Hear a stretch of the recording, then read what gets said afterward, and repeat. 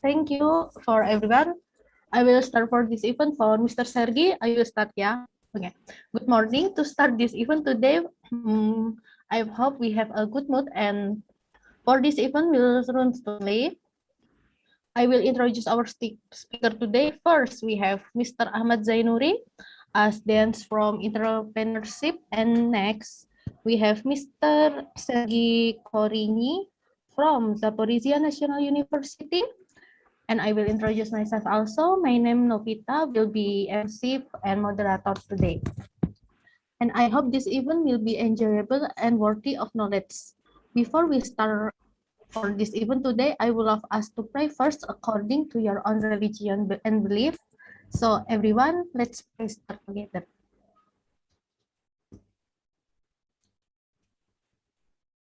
Yeah, Amin. Pray finish. And next session, we will listen from opening speech from Mr. Ahmad Zainuri. For Mr. Ahmad Zainuri, you can start for this event today. Thank you. Okay, thank you to Ms. Novita. Yeah, good afternoon, ladies and gentlemen. The Honorable Dr. Joseph Teguh Santoso as a Rector of Stekom University. The Honorable Mr. Sergi Korini as a PhD in Economics Associate Professor from Zaporizhzhia National University, Ukraine. The Honorable Mrs. Alina Osaul as Head of International Relations from Zaporizhzhia National University, Ukraine, and the Honorable Ms. Enggi Novita Sari as an International Affairs Division of Stekom University, and also all of distinguished guests.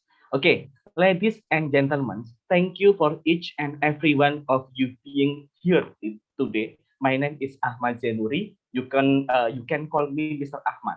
I'm lecturer and head of entrepreneurship study program at Stekom University. It is such an honor for me to speak on behalf of the organizer. Let's begin by giving you a warm welcome to the event visiting lecture today.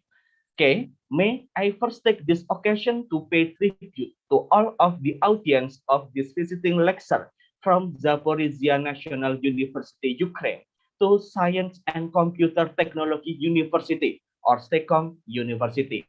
It is a great pleasure and an honor for me to deliver this opening speech of visiting lecture. May I first take this opportunity to express my gratitude and appreciation as well as extend a cordial welcome to all of the audience in today's event. Okay, ladies and gentlemen, today is a moment of extreme pleasure to welcome the guests who are present here at this event of official nature on behalf on Stekom University. In event today, we will learn about very interesting and useful material by all of us from speaker as a professor from Zaporizhzhia National University, Ukraine. I hope this visiting lecture today can add the insight and have a benefit for all of the audience as well as provide the approach to solve the problem in the future. Thank you for everyone who have succeeded this visiting lecture, even and especially for the student of Stekom University. Please enjoy this event, take some notes, and please ask the question.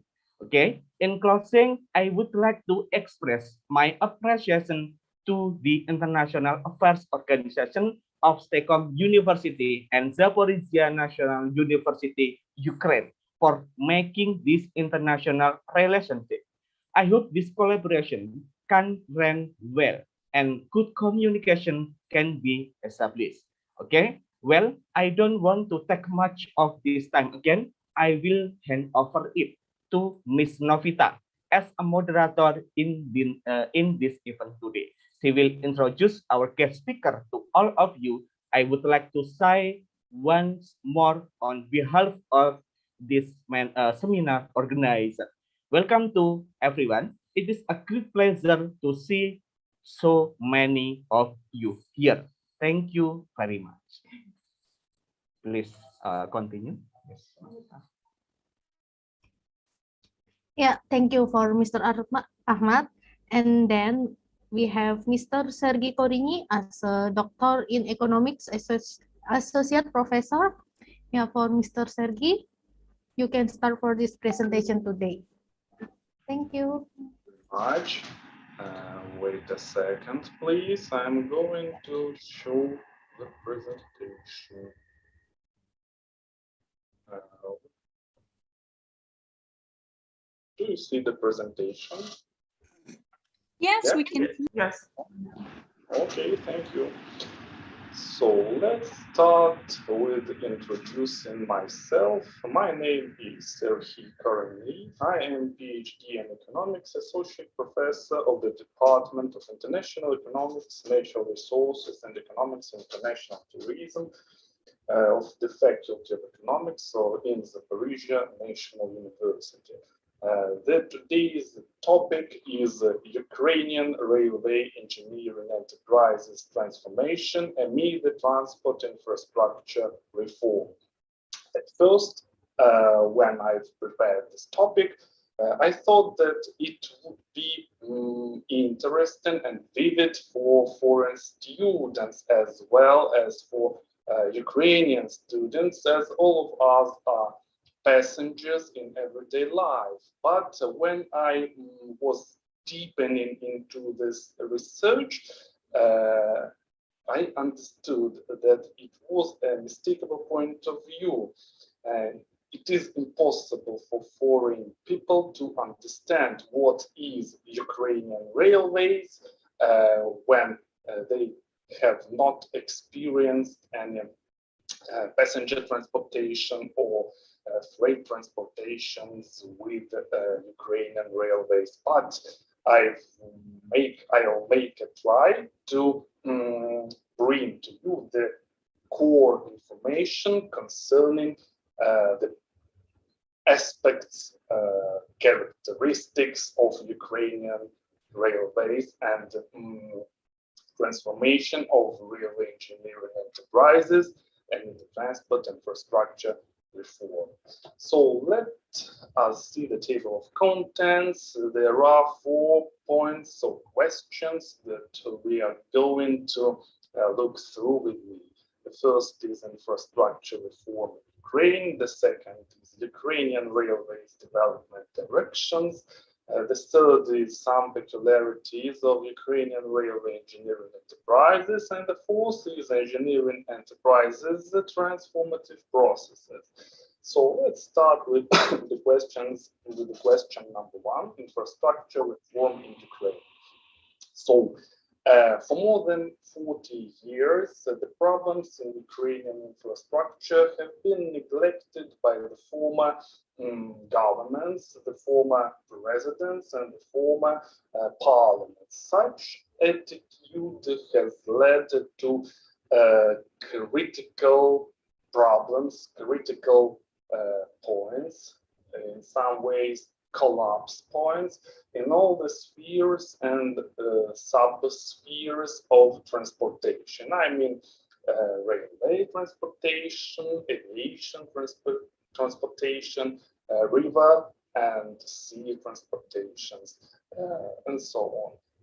But since 2015, the first attempts to solve the task were taken. So let us see them more detail. Sorry, Mr. Serhi. Can you make that? Yes. Can you make your PPT full screen first? First screen? Yes, it still didn't full screen. Full screen. Yeah. Yes. Yeah. How do you say? Okay. Is everything okay? So the infrastructure reform is aimed to create and ensure the safe operation of an efficient transport complex in Ukraine, integrated into the global transport network to make Ukraine a regional transport hub to meet public transportation needs and to improve business conditions for maintaining competitiveness and efficiency of national economy. As you know, Ukrainian economy is based on hard industry. It involves mining and metallurgical complex, energy complex, petrochemical complex, and so on.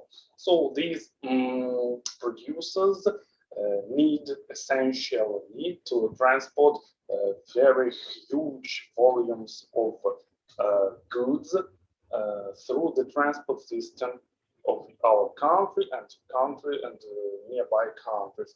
But it is really hard to diversify such ways of transportation, and as for today and for the nearest 10 years, I'm pretty sure the only one way to transport effectively such big volumes of goods is railways. So the main point of the infrastructure reform is to reform mainly the Ukrainian railways.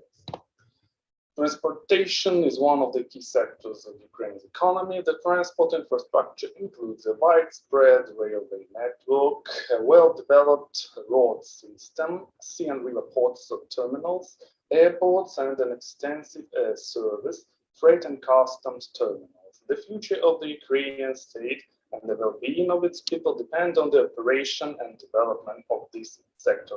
As Ukraine connects East and West countries, Eastern and Western countries, our I hope to say that transport lanes are very profitable, to be very profitable for nearest years. Why to change anything? The reform of Ukraine's transport infrastructure is vital in the context of the country's economic and geographical situation, strategic position at the intersection of Europe, Asia, transport routes, and between Baltic, Scandinavian, and Black Sea regions. The infrastructure is also extremely important for Ukraine's internal development to meet the need for efficient, high-quality, regular transport links between all its regions. The infrastructure is key for the successful development of the country's economy. The Ukrainian transport industry requires proper modernization, upgrading, enhancing competitiveness, and adapting to European standards. The ultimate goal of the reform is to create an efficient transport system in Ukraine to meet the public need for safe and affordable transportation, to improve the environment for doing business in the transport sector, and to integrate the Ukrainian national transport network into the trans-European transport network. What does the reform include? The infrastructure sector reform will be implemented with due regard to the global industry's development trends. They consist of using high-tech ergonomic vehicles, multimodality principles, and smart transport systems, using alternative fuels, green vehicles, partial refocusing of carriage service from road to inland, waterway, and rail transport, prioritizing environmental protection, increasing container Mr. traffic. Sarhi, I'm so sorry again. Yeah. Yes, your PPT is still on page 1. I'm on page 1. Yes, it's still on page 1. If you what the page right now you tell I'm sorry, you explain to us. Repeat, please. I don't understand. Oh yes, I'm sorry. On your PPT right now is still on page 1. And how can we? Yes, yeah. It's interesting as I am on the page number 8. Yes, it's still, yeah. Now it's number 1, page 1. And what about now? Still on page 1. Wow. Okay. Let us reload our presentation.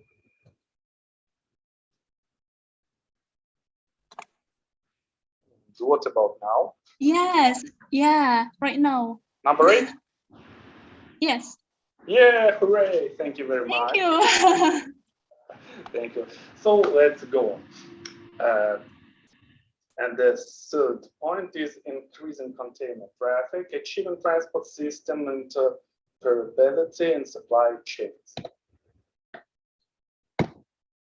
The next is faster passenger and cargo transportation by using high-speed means of transport and improving logistics, raising the profile of cheaper air transportation for direct interregional connection, developing the public transport system, promoting the development of high-end transport technology and systems in Ukraine in partnership with the world's leading companies, attracting strategic investors and partners for the development of public-private partnership. So, going to the railway sector itself.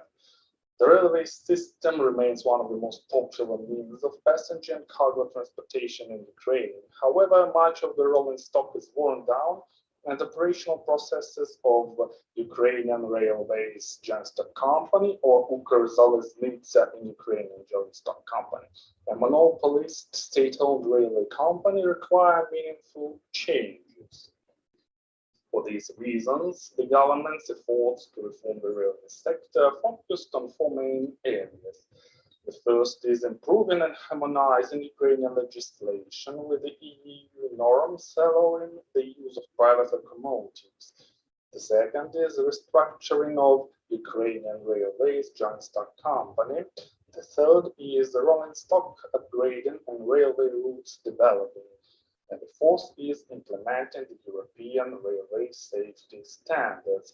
These four ways of improving the Ukrainian railways are based on the global railway transport reformation, as nowadays Ukrainian railway is connected to the Soviet standards, which were implemented in the USSR in nearly 1950s years. They are morally worn, they are old, and they are to be modernized in the nearest years. Implementing the regulatory changes in the railway sector, the government seeks to build the modern market relations in the railway transport area and strengthen its competitiveness, improve governance and regulation of the industry, increase the quality of railway services. The railway industry reform virtually introduces a new railway market model similar to those existing in the EU. The purpose of Ukrainian Railways Joint Stock Company with restructurization is to bring the company's structure in line with the EU standards, primarily by separating both organizationally and financially its functions of an infrastructure operator from those of a carrier. This separation will ensure the transparency of cash flows in the company, improve the quality of management, implement one of the key EU railway transport principles, it is fair access to infrastructure, and create conditions for the development of private railway undertaking. Upgraded railway rolling stock and better development of the railway routes should ensure an increase in public investment and suitable environment for private investment, the situation which is impossible without adequate financial transparency. Another important goal is the implementation of the EU railway safety standards. The reform includes the formation of the railway safety governance system in accordance with the provisions of the EU legislation to be implemented under the association agreement, which will help improve transport safety in a highly competitive railway market. So, the first results of the infrastructure reform is presented on the snapshots. So, we can see that by the program president grade building, there are firstly vehicle roads are graded for 1 year from 2020 to 2021. Bridges, railway bridges too, from 2020 to 2021, how it was and how it is now. And we see these results all over Ukraine. This is vehicle roads too, and railway roads too. There are nearly 15% of rail tracks in Ukraine which are neglected, which have the state as it is shown on the images, and they are being rebuilt for recent years. So here are more pictures of recent snapshots presented. And this is really good, as for more than 20 years, nearly 25 years, everything was going worse in the infrastructure sector. So, question number 2, Ukrainian Railways Development Direction. Ukrainian Railways is really complicated, I think the nearly sophisticated question for foreign audience. It is really difficult to show you the key points of this really gigantic enterprise, but I'll try to make it. So, Ukrainian Railways, or Zaporizhzhia joint company, is a railway infrastructure operator, as well as a national freight and passenger carrier involved in performing a strategic function towards the economic development and security of Ukraine. Some parts of its operations constitute a natural monopoly. And I think that it is one and the biggest problem of Ukrainian railways, private business, private locomotives, private operators are not being able to enter the railway tracks. So it stops the development of the railway transport. It brings it to stay in one stagnant point. And that is why the reformation is essentially needed. So on, Ukrainian Railways Joint Stock Company is a state-owned by the Cabinet of Ministers of Ukraine Joint Stock Company of Rail Transport of Ukraine, a monopoly that controls the vast majority of the railroad transportation in the country. It possesses a combined total track length of over than 23,000 kilometers, making it the 13th largest in the world.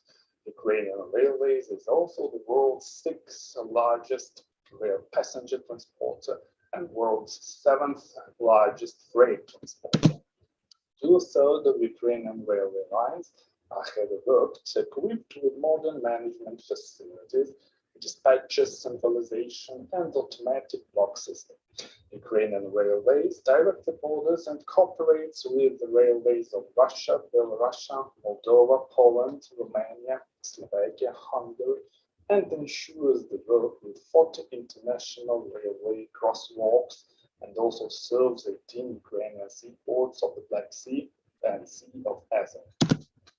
Currently, the company provides 65% of transportation within the general structure of freight transportation by all modes of transport, and more than 35% of passenger transportation within the general structure of transport work performed by all modes of transport, not including municipal electrical transport.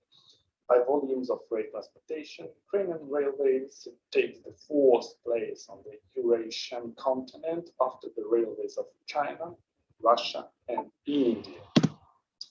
The Ukrainian Railways Joint Stock Company is one of the largest employers of Ukraine, approximately 2,650 employers, or 1.6% of all employed in Ukraine work in the company. Up to 2.6% of Ukraine's gross domestic product is produced by Ukrainian railways. It's really enormous enterprise, and when you visit our country, you take a touch to it. Hope so. So Ukrainian railways are geographically divided into six departments. They have been since Austro-Hungarian Empire through Russian Empire. So the process when it was of these dividends started in 19th century. There are 6 departments. The first is Lviv railways with the center in the city of Lviv and the western part of Ukraine. Southwestern railways with the center in Kiev, the capital of Ukraine. Southern railways with the center in Kharkiv. Odessa railway with the center and the main port of Ukraine in the Black Sea in the city of Odessa. This is Dnieper or Pridniprovska Zaleznica in Ukraine with the center in Dnipro, which operates such big cities as Kropyvnytsky, Dnipro, Zaporizhzhia, Kryvyi Rih, Mariupol, the real epicenter of old mining and metallurgical complex of Ukraine, and Donetsk, Zaleznica or Donetsk railways, which operates the far east of Ukraine. Ukrainian railways are divided into 6 territorial railway companies: Donetsk, Lviv, Odessa, South and Southwestern, and Dnipro. The subdivision is purely administrative as it doesn't correspond to the particular railway lines or branches. The names of regional railways are purely historic, inherited from the Russian and Austro-Hungarian empires. For instance, the Southwestern Railway actually operates the north-central part of Ukraine's rail network, while the Southern Railway actually operates in the east of the country. The 6 separate territorial railways each have their own directorates located in the following cities: Donetsk Railway, Liman, at the moment temporarily as Donetsk occupied by Russian military, Lviv Railway in the city of Lviv, Odessa Railway in the city of Odessa, Southern Railway in the city of Kharkiv, Southwestern Railway in the city of Kiev, and Dnipro Railway in the city of Dnipro. Since 2014, the Dnipro division of Crimean Railways is no longer under Ukrainian control. The territorial railways are further divided into several territorial administrations, usually 4 or 5. Such division helps in the assignment of commuter railway lines dependent on location. So the key financial of Ukrainian Railways private public joint stock company are shown in the table. So revenue, EBITDA, OPEX, cash flows from operations, capex, net debt show that the positions, the financial positions of Ukrainian railways are quite good. And nevertheless, the 2020 with COVID-19 outbreak shows that its positions are not as bad as the other spheres of Ukrainian industry, because I'll tell it now, as passenger transportations are not profitable for Ukrzaliznytsia, just freight transportations, and that is why all the contracts of mining and metallurgical complex enterprises, long-term contracts were to be completed. So the financials of the Ukrainian railways are quite good. So you see it on the slide. Cash flow statement, United States dollars millions, showed on the slide. I'm pretty sure that these indicators, indices, shows that it's in Ukrainian railways financial statement is quite good, as the numbers can show us. But not everything is as good as numbers say, and some moments later you'll see why I say so. So one more time, freight transportations is the one profitable business sphere of Ukrzaliznytsia or Ukrainian Railways Transport Company. Every other spheres are loss-making. First of all, it considers passenger transportations. Then there are energy sector, there are building sectors, health sectors, etc. All of them are not profitable. Key highlights of 2020 concerning Ukrainian railway: substantial negative impact of COVID-19. The first, cargo revenues decreased by 10% due to the fall in freight transportation volumes. Passenger revenues decreased 59% due to a 62% slump in passenger turnover. $44 million United States dollars. Net loss in 2020, including forex differences of 200 million United States dollars. I'm sorry. Anti-crisis measures saved $170 million of liquidity. Additional revenues from accelerated sale of metal scrap. Payroll idle regime and shortened working week implemented. OPEX, operational expense. 1 second, please. What's the problem? I forgot some of the I'm sorry.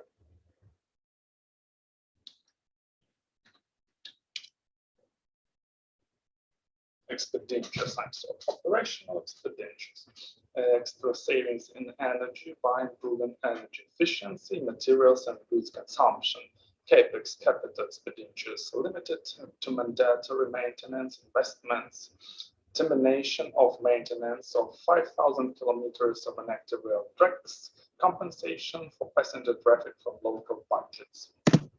All these measures helped Ukrainian railway to stay in a good financial position, but nothing lives forever, and you'll see why. Ukrainian railways infrastructure and rolling stock.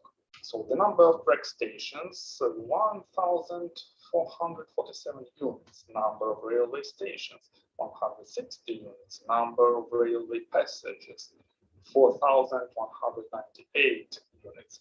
Diesel locomotives fleet, 2,000 units.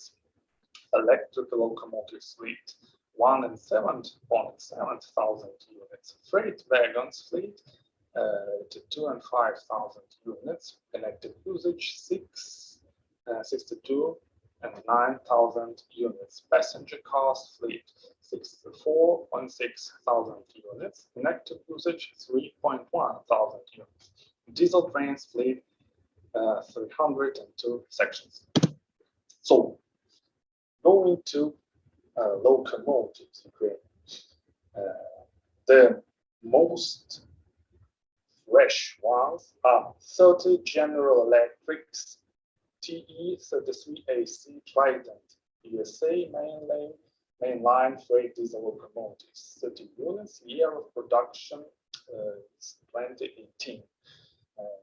Ukraine has an agreement with the United States and General Electric itself on producing these locomotives for 15 years, but Ukraine has bought just 30 of them, and in 2020 it was said that diesel locomotives are not in priority for Ukrainian railways.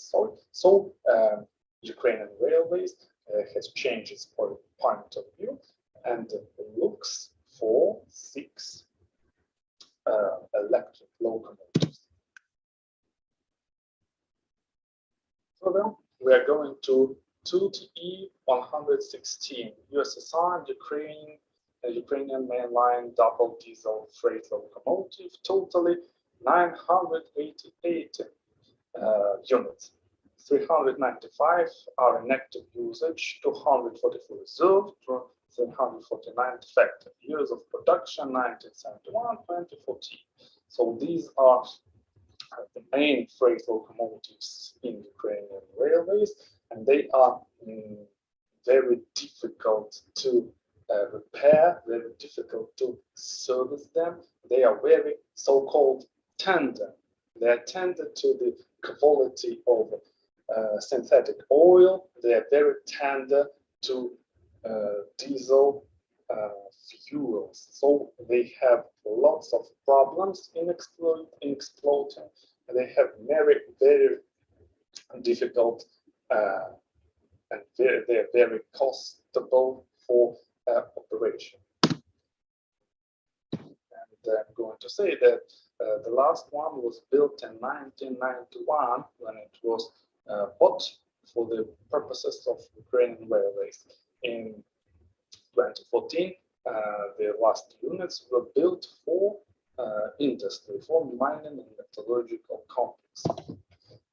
The next one is 2T10 USSR mainline freight diesel locomotive, totally 252 units, 175 are in active usage, 135 reserved, 38 are defective. Years of production are 1961 and 1991. The next one is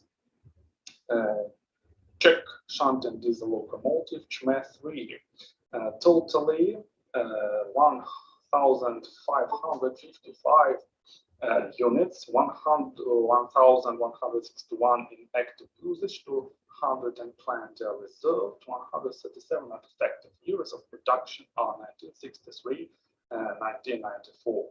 This machine is one of the most durable, most effective ones on Ukrainian railways, despite it is really old, because the main quantity of these locomotives was built through 1970 to 1980s.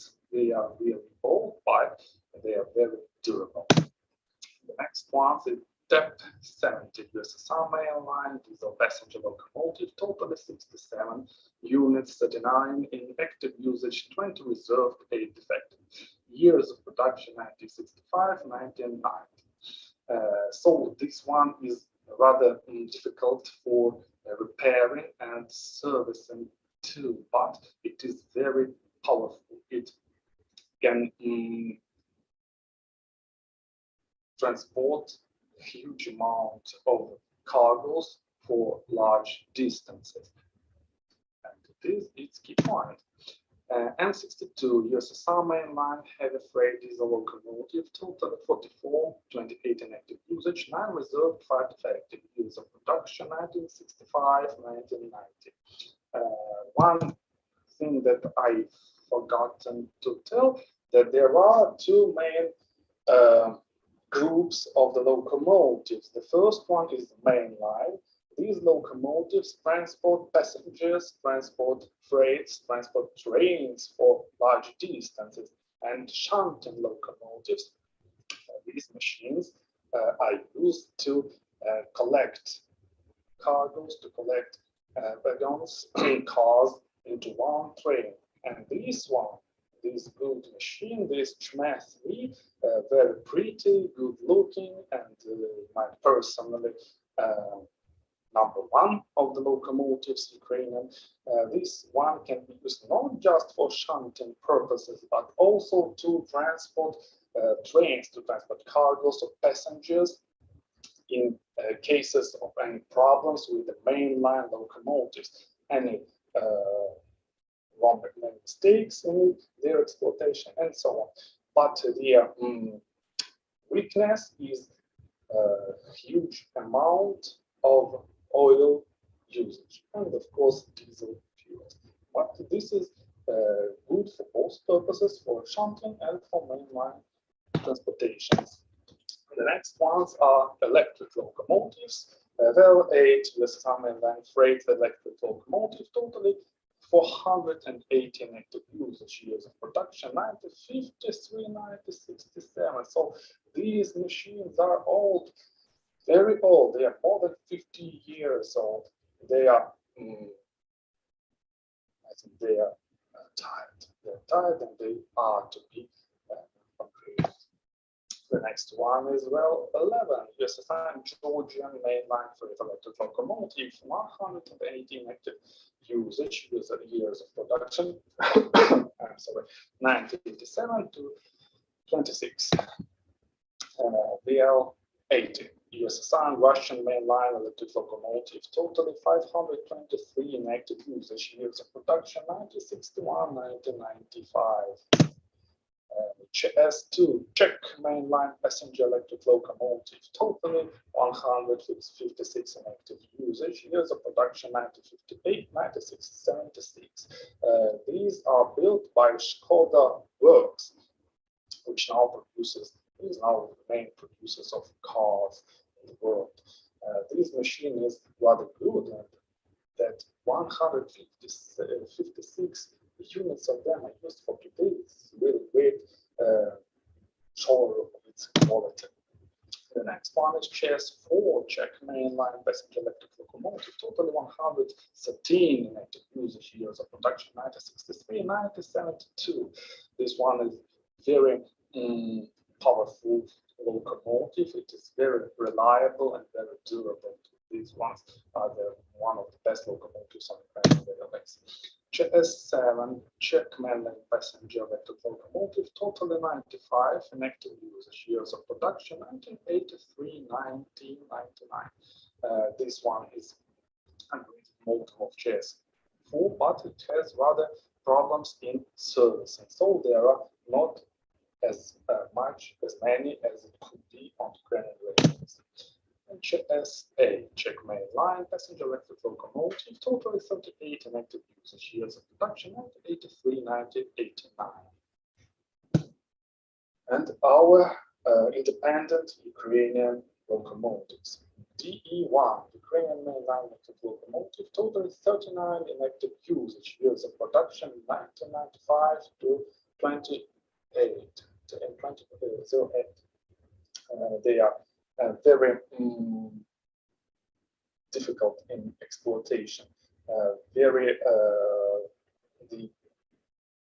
group, the team which operates this locomotive must be very educated for it. So it is not very prominent for Ukrainian railways to have such locomotives. And the S3, Ukrainian jointly with Siemens mainline electric locomotive, totally 18 in usage, years of production 1995 2008. These one are experiment locomotives, so they are not very big amount of them on the Ukrainian railways, just 18. And for all the years, I have never seen such locomotives alive. So going on.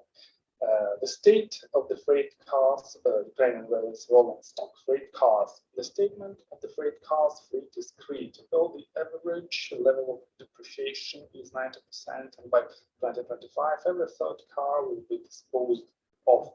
The situation is really critical. Our freight transportation may be in a collapse for near 3 years. Railways rolling stock passenger cars. The statement of the passenger cars fleet is critical too. The two pictures, the two snapshots which are on the slide, show just 5% of all the passenger cars fleet. Just 5%. And here we see other 95% of passenger cars fleet of Ukraine. They are not pretty, they are not comfortable to transport in, to go in, to sleep in, to live for some about 24 or maybe more hours to live in. They are not comfortable at all, and there are 95% of such passenger wagons, cars in Ukrainian railways. So the average age of locomotives, it is very prominent indicator, which shows that the financial statement of Ukrzaliznytsia is not as good as numbers say, because freight diesel locomotives average age is 34. Freight electric locomotives 44 years old, passenger diesel locomotives 32 years old, and passenger electric locomotives 44 years old.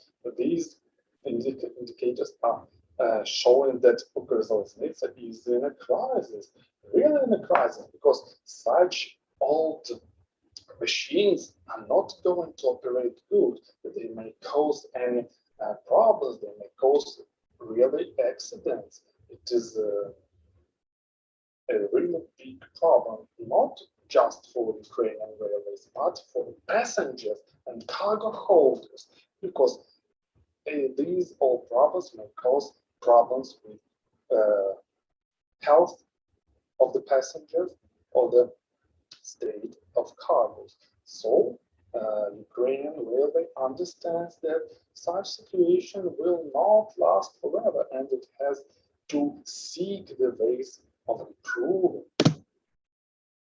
Depreciation of Ukrainian railways fixed assets. Mainline diesel locomotives, 99% of depreciation. It is really terrific. It is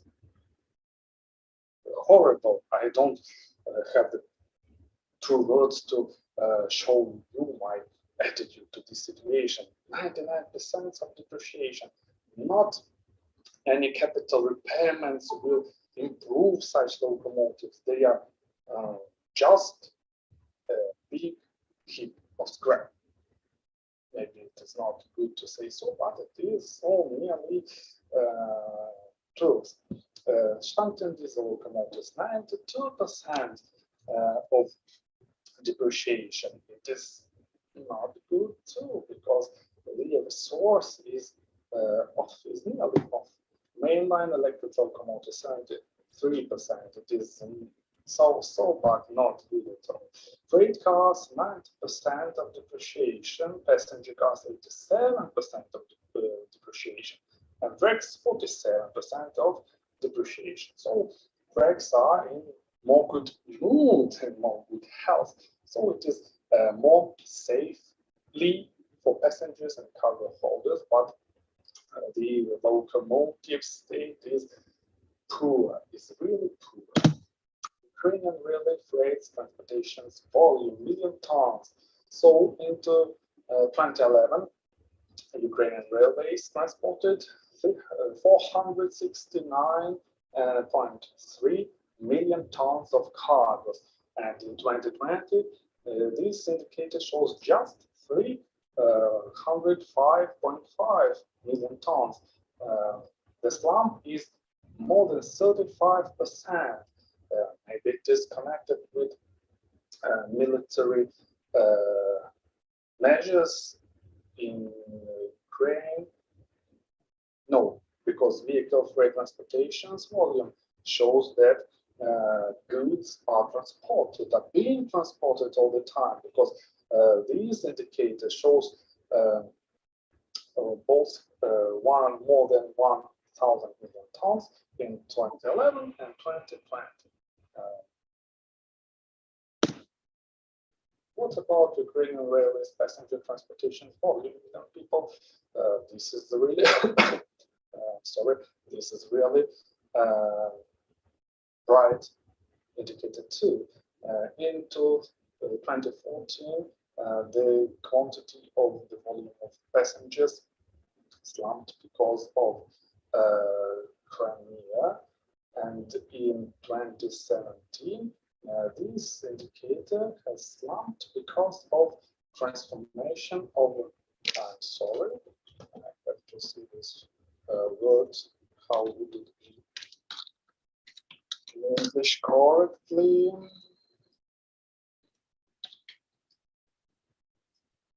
Of the privileged passengers, I'm sorry, 1 second, please.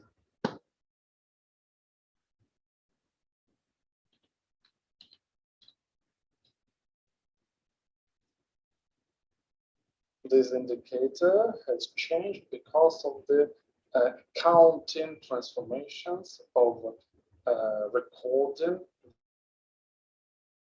the privileged passenger transportation's recordings.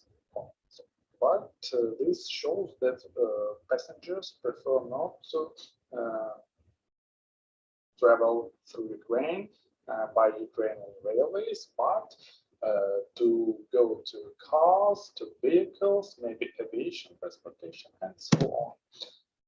Ukrainian Railways public procurement planned volumes in United States dollars, billions. These indicators are really big, are really interesting, because they are nearly balanced, more than $2 billion each year. And if we go to our key financials on Ukrainian Railway, I'm sorry, we are going back.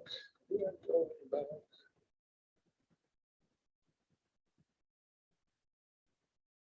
To compare these indicators. So we see that in 2020, Ukrainian Railways has $2.83 USD revenue.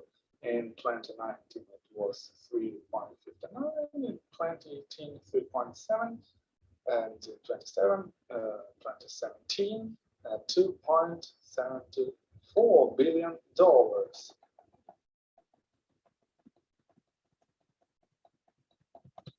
And the number of volume of procurements shows us that Ukrainian Railways consumes a really big amount of goods, consumes a really big amount of services.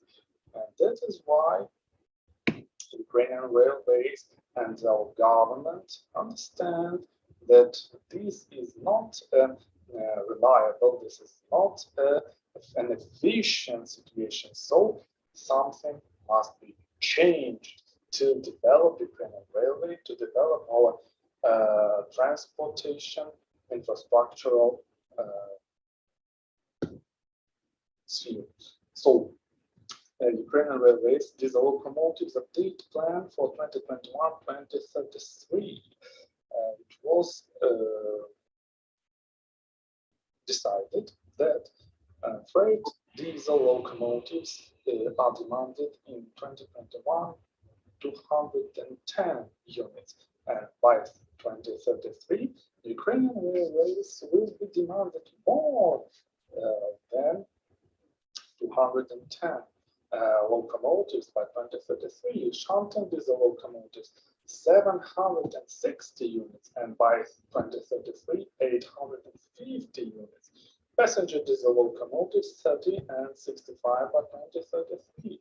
And concerning electric locomotives, freight electric locomotives, sorry, AC, this is direct current, and AC,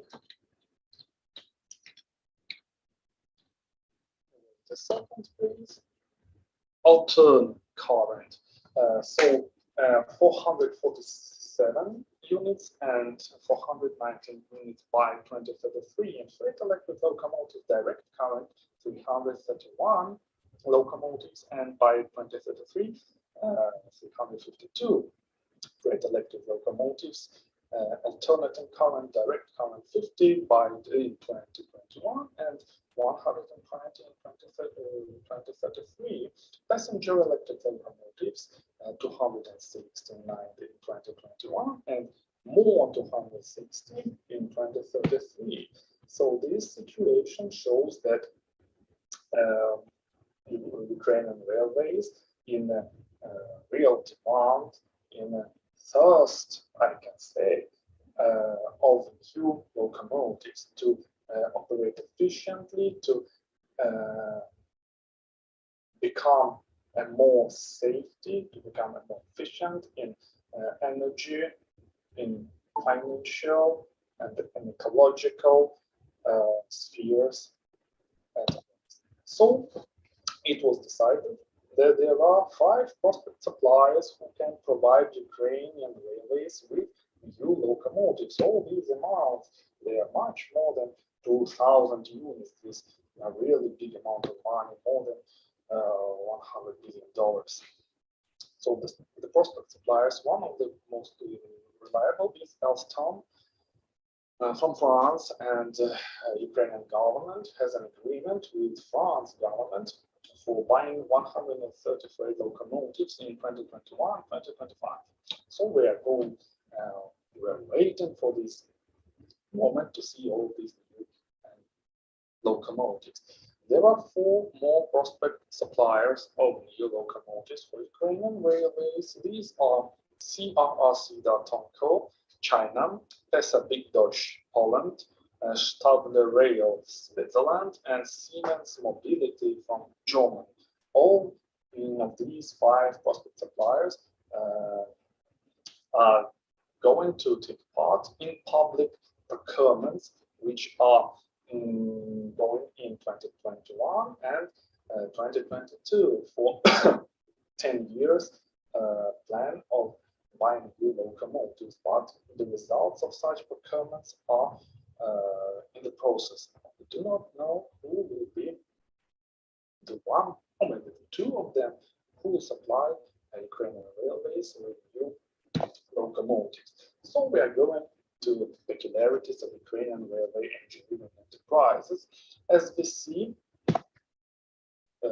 Ukrainian railway has old USSR locomotives in operation. 30 General Electric locomotives is not a big amount of them to make any good conclusions.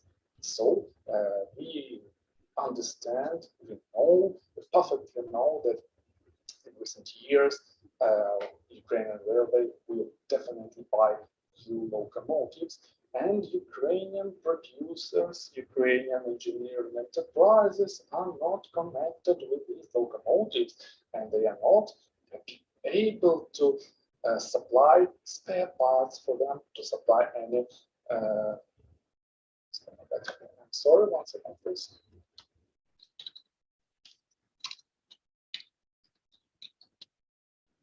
Any auxiliary materials for these locomotives, because the main producer is the only one who has all the technical information, has all the possibilities to supply the guaranteed quality spare parts and auxiliary parts. So what is the place of our domestic industrial enterprises in such a so-called good situation? Because from the point of view of a consumer, I'm pretty sure I will be happy to see the new world #1 locomotives in Ukraine, not those good, beautiful for me Chmel-3 by Chkd, made in Czech Republic. So we are going to transform. Our enterprises are going to be transformed, or they will be. It's not good to say so, but they will be dead in recent years. So, locomotive builders, locomotive repairers. There are just 2 locomotive builders in Ukraine which are not active builders for recent years. These are Dniprovsky Electric Locomotive Plant and Luhansk Locomotive Works. They are not active builders. Locomotive repairers. Dnipro Diesel Locomotive Repair Plant, Zaporizhzhia Electric Locomotive Repair Plant, Viv Electric Locomotive Repair Plant. These names are involved because they are operated, these enterprises are operated by Ukrainian railways. The main shareholder is Ukrainian railways. So these are totally connected on Ukrainian railways orders for repairs, for any capital repairs, and so on.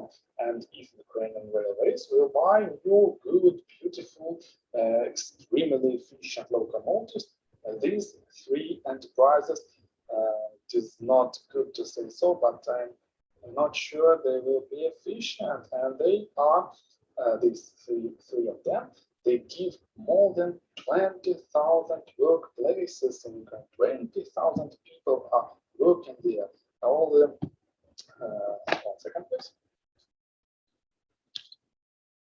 All the taxes and all the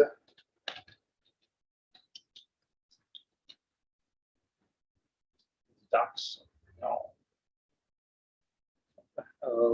let it be, all the taxes are going to the budgets, to the Ukrainian budget and to the city's budget where these enterprises are located. So the situation is not very good.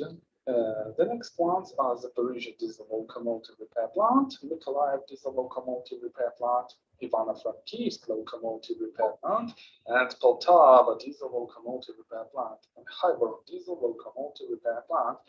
These 5 enterprises are private enterprises, and the main difference between the first 3 and the second 5 of them is that Zaporizhzhia repair plants repair mainline plants for Ukrainian railways, and Zaporizhzhia, Mykolaiv, Ivano-Frankivsk, and Poltava and Khyber diesel repair plant are repairing locomotives for industry, for mining and metallurgical complex, petrochemical complex, and so on. They are not interconnected at all, and they have Zaporizhzhia, Mykolaiv, Ivano-Frankivsk, Poltava, and Khyber have no rights to repair Ukrainian railways, locomotives. They had not such experience, they had not such documents to make such repairs. So they are not interconnected. But as we see any transformations in Ukrainian railways, such as private locomotives, one second, please.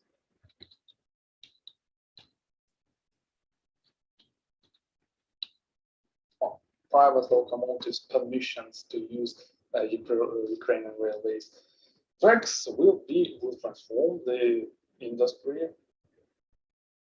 totally, utterly, I'm pretty sure. But for now, the situation is so. Car builders and car repairers, Kharkiv railway car manufacturing plant. Sorry, I painted it in red. It's not as good, but those which are painted with red color are connected with Ukrainian railways. The Ukrainian railways is the one and the main shareholder of these enterprises. They are connected on the public order of the shareholder. Kharkiv railway car manufacturing plant, Dnipro-Bahamas, RMF Kaparti. They are car builders. Just 3 enterprises that build freight cars, and just Kharkiv railway car manufacturing plant is a passenger car builder in Ukraine. Just 1 enterprise. And car repairers, there are more of them. These are Kyiv electric repair plant, Darnitsa car repair plant, Dnipro car repair and construction plant, Zhmerynsky wagon repair plant, Express, Spree car repair plant, and Newton car repair plant. All of them will be in crisis if Ukrainian railways will update the locomotives, because new locomotives are not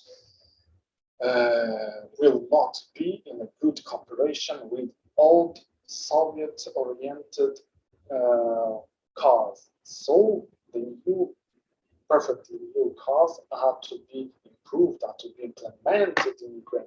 And if Kharkiv railway car manufacturing plant will be able to do so, all other enterprises are not, and they are going to collapse in a few years. So going on, Ukrainian railway industry includes more than 100 spare parts producers and auxiliary parts, and more than 10,000 servicing enterprises, which provide Ukrainian railways with all the spectrum of services. So, what is concerning the climate, business climate for such enterprises? Producer price index shows us the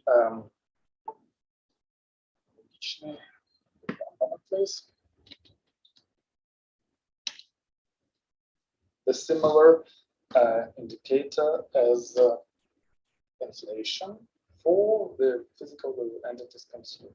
So these are, the trend is not very perspective for the producers, as prices are just going on, becoming bigger and bigger and bigger, and the competitors from such countries as India, Pakistan, China are very, very powerful competitors, and they are able to minimize these indices.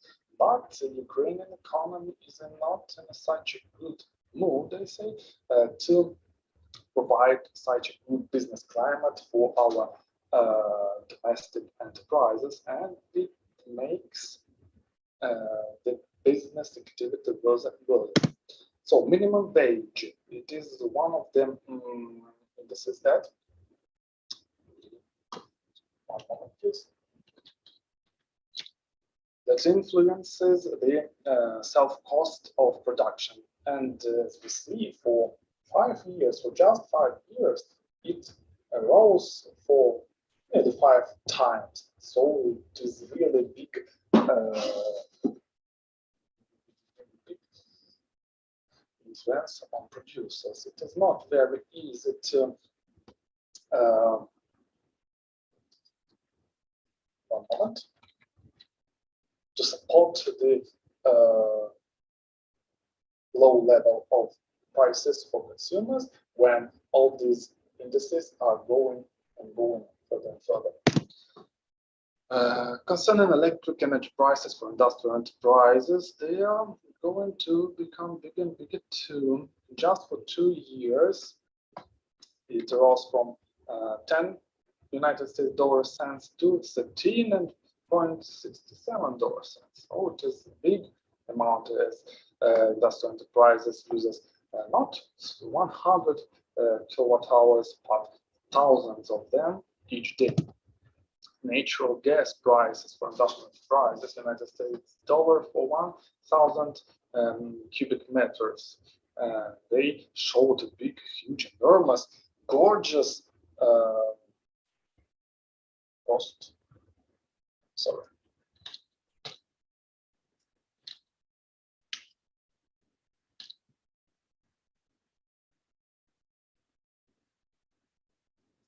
I'm sorry.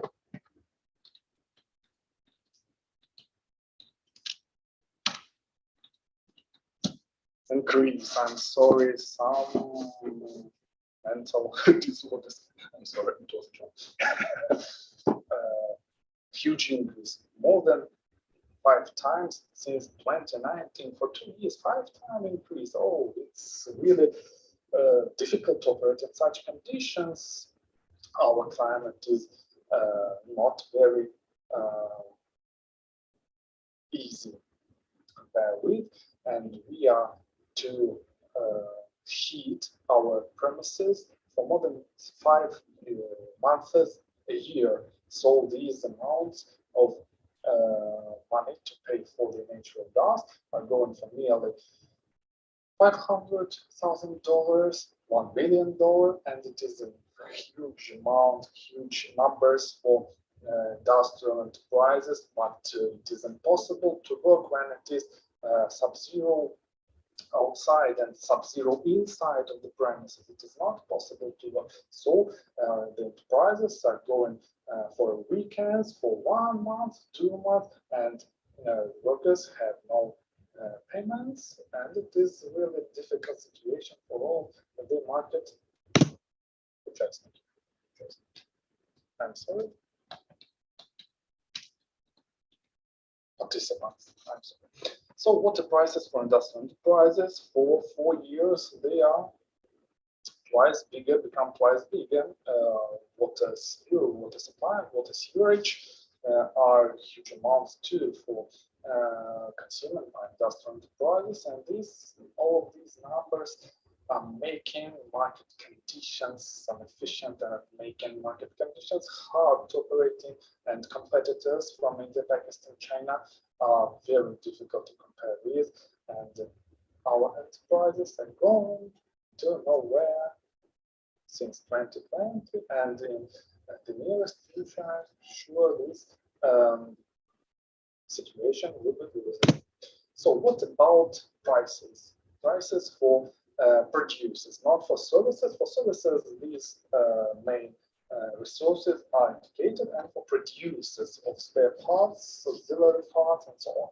So London Metal Exchange shows that aluminum ingots prices has rose, and the market, inland market, domestic market shows the bigger increase in such prices because of lack of such materials in Ukraine, and it is difficult to compare with energy resources price increase, resources price increase, wages increases. It is very hard to compete with competitors in the index of price. So copper, London Metal Exchange copper ingots prices shows a huge increase in 2021. It is a difficult situation, really difficult. It is copper is the main element for electric parts, spare parts, and for bronze parts, because all the Soviet locomotives, they use a huge amount of spare parts not made from ferrous materials but from bronze. And tin ingots, tin is used too in preparation of bronze, shows a huge, enormous increase from nearly twice from 2018 for today.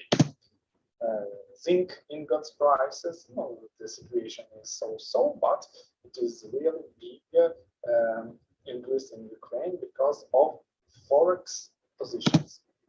And lead ingots, so this situation is volatile in such markets, and our domestic sellers of such non-ferrous materials are very difficult to operate with, because all of them want to have big incomes, great incomes, and it is difficult to operate with them for long-term periods, and it is not possible for our enterprises to have some stacks in their warehouse. So engineering enterprises, transformative processes. We see that situation is very difficult for engineering enterprises of the railway complex, because if Ukrainian railways will buy foreign locomotives, our enterprises will have to do something to have the possibility to work with. They have to seek for new markets. They have to seek for new types of products. They have to transform. They have to adapt to the new market conditions. But it is not so easy as we say, as these enterprises were built in Soviet times. They have very big, huge, gorgeous, gigantic premises. They are difficult to be heated, to be lighted, and so on. They are very big consumers of energy resources. So we're going to see them. As the development of railway business accelerates and innovations become essential, domestic engineering enterprises need to update their strategies and processes to be highly competitive in the target market for long-term periods.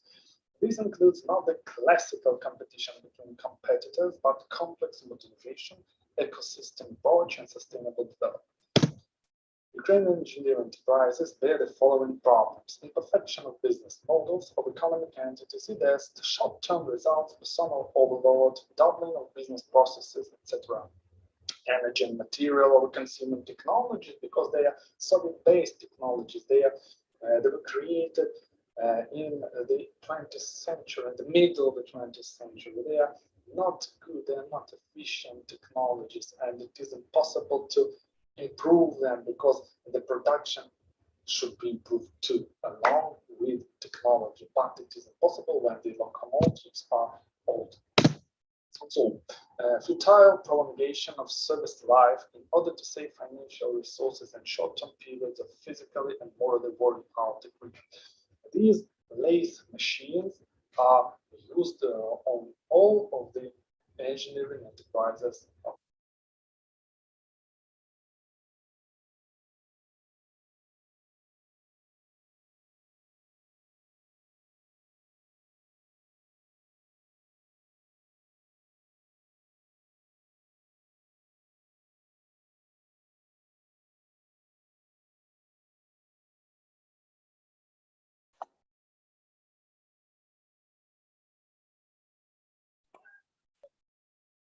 I'm sorry, sir.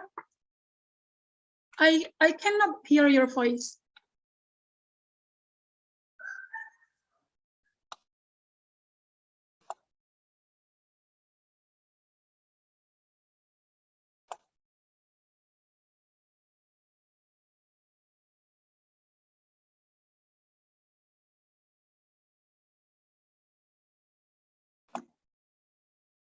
I'm sorry, Mr. Serhi.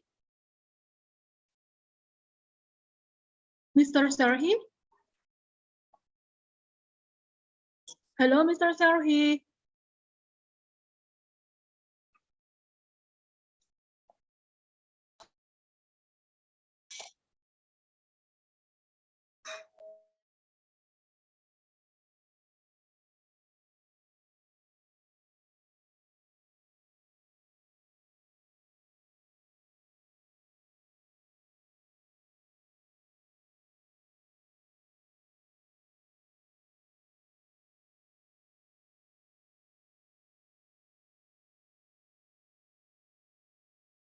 Mr. Serhi, can you hear my voice? Hello, Mr. Serhi. Hello, Mr. Serhi. Hello. Hello, Mr. Serhi. I think he didn't listen. Mr. Serhi, hello.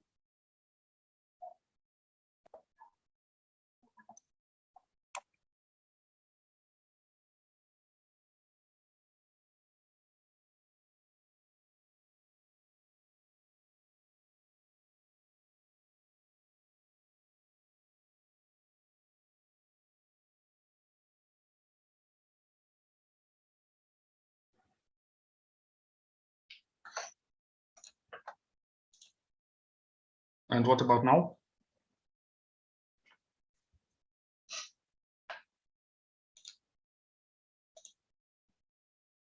Do you hear me now? Oh, thank you very much.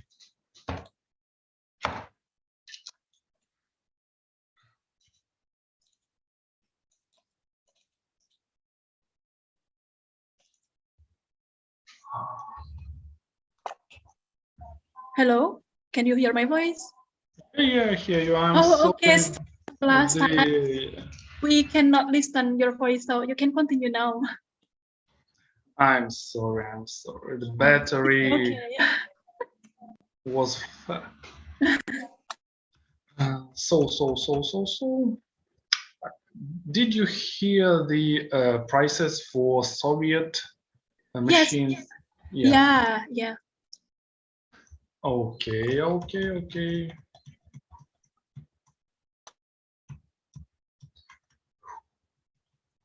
Rather big presentation. Yes. If I hope. So,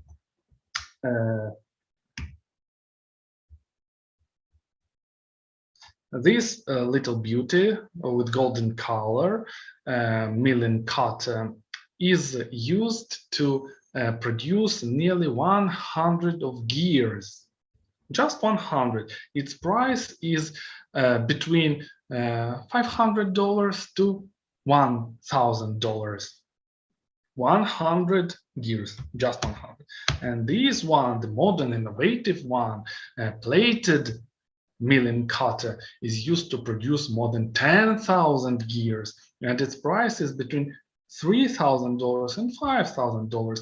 But our enterprises have no the possibility to give such amount of financial resources to buy new equipment, because they are looking for short-term prospects, not long-term, and it is baleful practice. I'm pretty sure it's baleful practice because they are not able to produce modern goods with old equipment.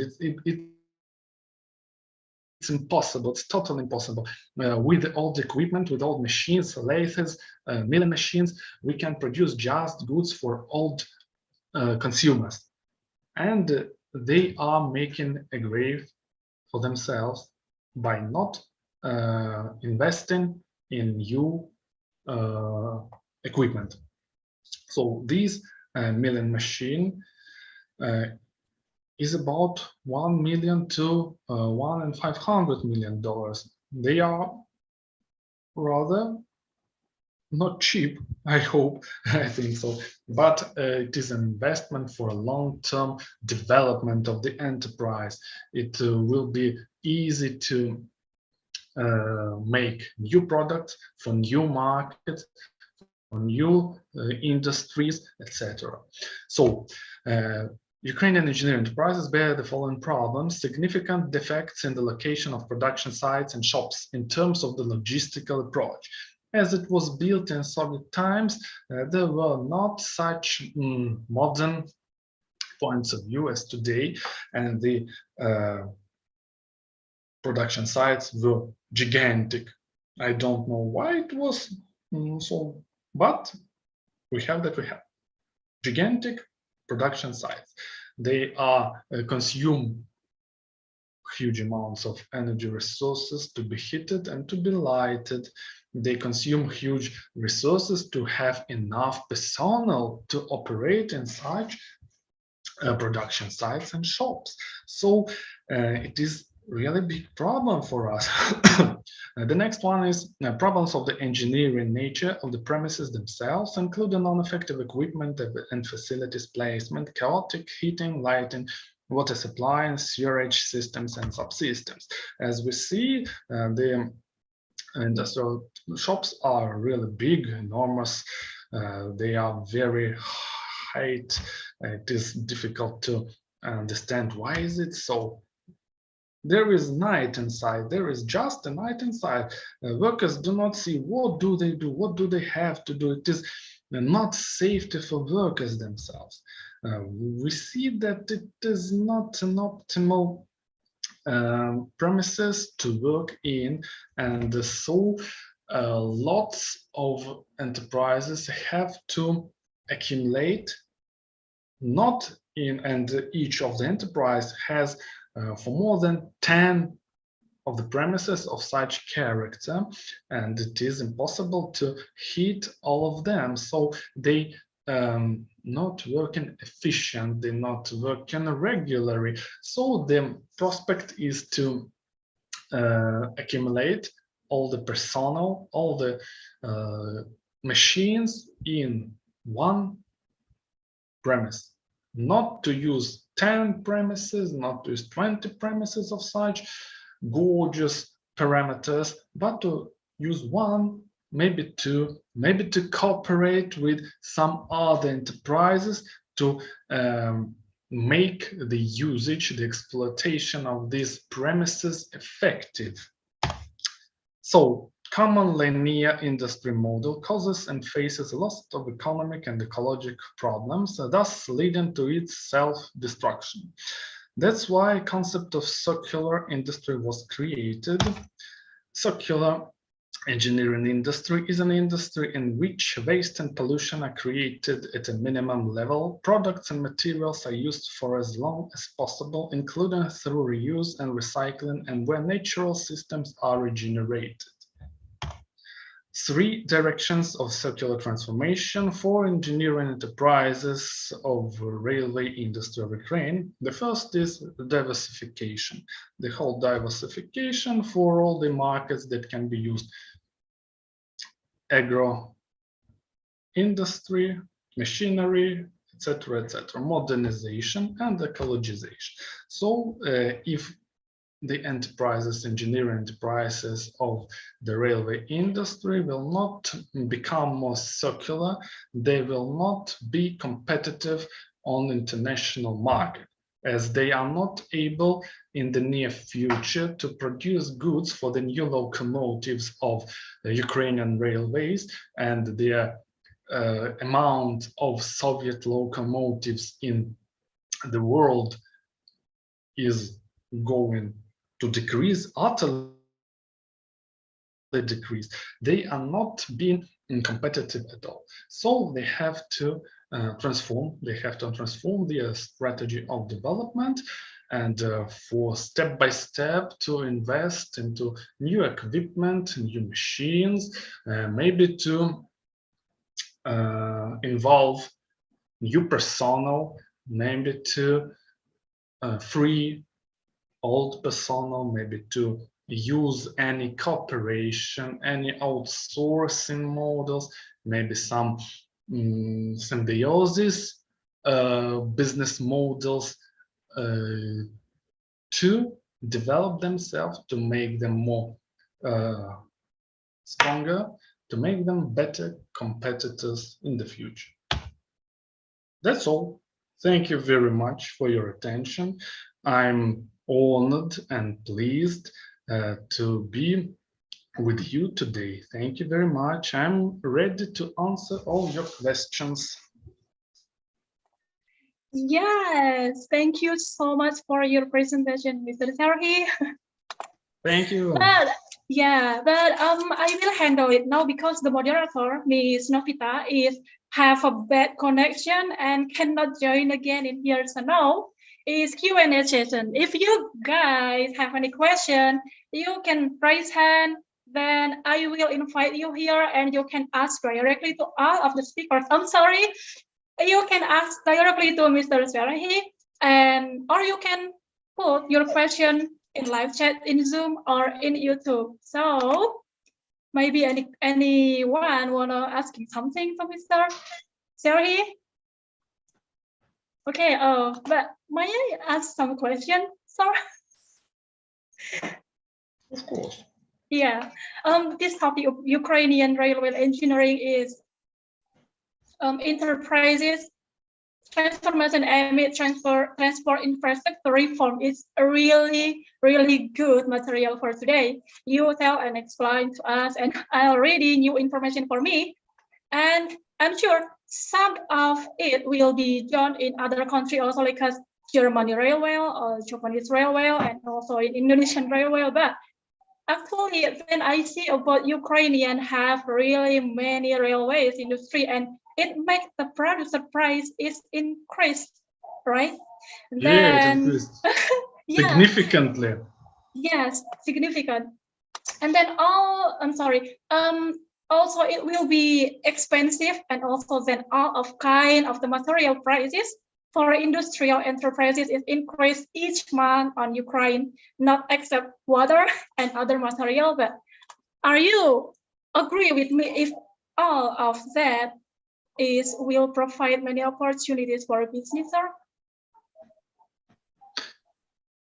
I'm not pretty sure that I've understood you totally correct, but if our engineering enterprises will transform their attitude to the situation we are all in, and if they will not try to compete, to be competitors with all the with all the enterprises of engineering industry, maybe the part of cooperation will lead all of them to the new level of production, to the new level of competition, to competitiveness. I'm pretty sure if the enterprises will cooperate, not just compete, they will have new opportunities to improve themselves, to develop, and to have new possibilities to go into the new markets, for example, to the markets of India and China, not just vice versa, to make vice versa. Okay, thank you for your answering. And may I talking about the material? Is that will be run out because and I cannot think about it. I can't think of this and also I cannot imagine if all of the material is run out. Okay, so now. But one remark, the material. We have one participant. Okay. Yes. Yeah. For Mr. Aji. Oh, okay. Yeah, I would like to ask about the why Ukraine choose a railway, not a roadway. Okay, because in Indonesia, in between Paul here, our president is built a highway about 2,000 kilometers. 2,000 kilometers is a huge difference in our infrastructure. We develop we choose to use roadway, not a railway. But why just like Ukraine and Chinese and India is prefer to use railway than a road? That's my question. I wonder why just like Russian and Ukraine and China is prefer to use railway as their infrastructure, and not to use a roadway. Maybe you can explain why your government choose to develop the railway, not a roadway. Okay, that's my question. Thank you very much for your question. I'm not pretty sure that I've understood it correct because of the problems with connection, but but I'll give it a try. So, railways on the post-Soviet geographical positions have the similar locomotives, and this is a really huge market for all the producers, not just for domestic producers, but for the competitive producers, as China, India, and Pakistan has a good opportunities to use scrap materials, and they have all the big amounts of natural resources, of primarily natural resources, of non-ferrous materials and ferrous materials. They have more opportunities to compete with the producers in Ukraine, with the producers in Belarus, in Russia, in Uzbekistan, in Kazakhstan, and so on. They have, I'd like to say it correctly, it's really not easy. These countries, their competition strategy is very flexible. Our enterprises are big, they are gorgeous like dinosaurs. They are not flexible at all. They have 5,000 people of personnel, 10,000 people of personnel, maybe 20,000 people of personnel. There are such enterprises, and they have no possibilities to change any positions of themselves and their competitors from the Asian region. They are very flexible. They are micro enterprises. They can produce today gears of bronze, and for tomorrow they produce gears from steel. It is not a question for them. It is not a problem for them. As we open YouTube and type the Pakistan or Indian producers, we'll see that they are really creative. They are really creative, utterly creative, and talented, as I see. So in Ukraine and in Russia and Belarus,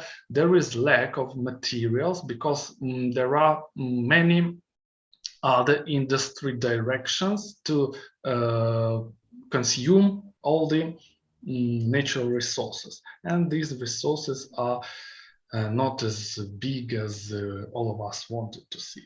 So they are transformed and used as I used. So the situation is not as good as I hoped.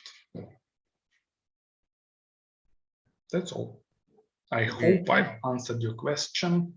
If not, I'll type my email and you'll be able to connect with me as you wish.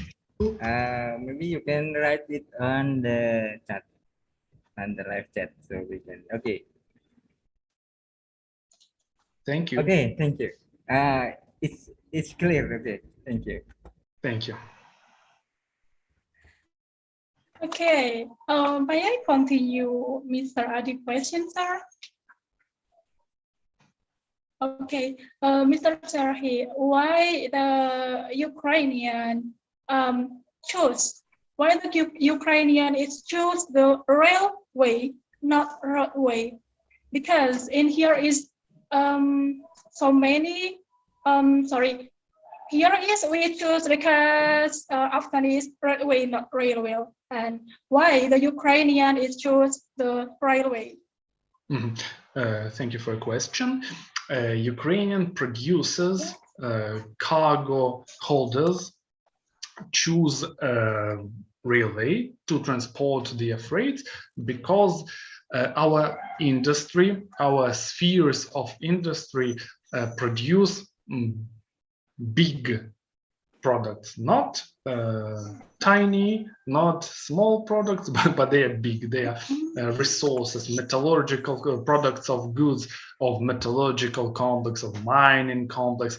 Such enormous amounts of goods is impossible to transport the roadways by vehicles, because vehicles can transport just 20 tons. One vehicle transports 20 tons of weight, and one railway, one train may transport more than 1,000 tons. So it is cheaper, it is more efficient to transport huge amounts of goods to seaports and to transport thus goods worldwide. Thank you.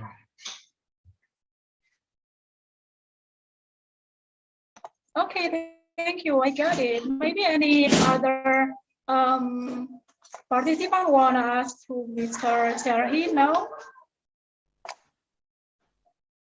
But no one raised hand. I think it's enough.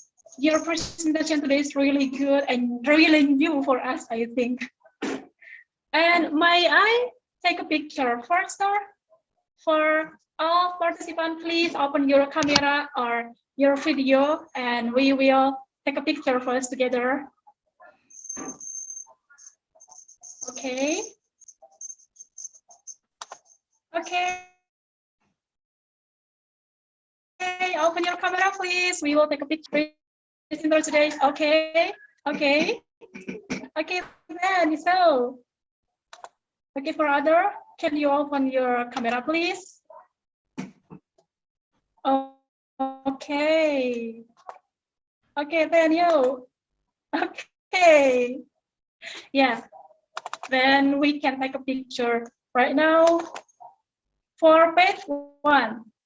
3, 2, 1, smile.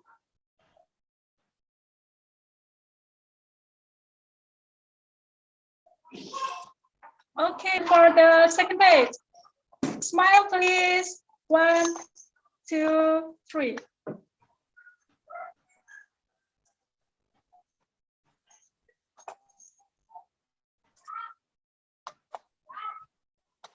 Okay.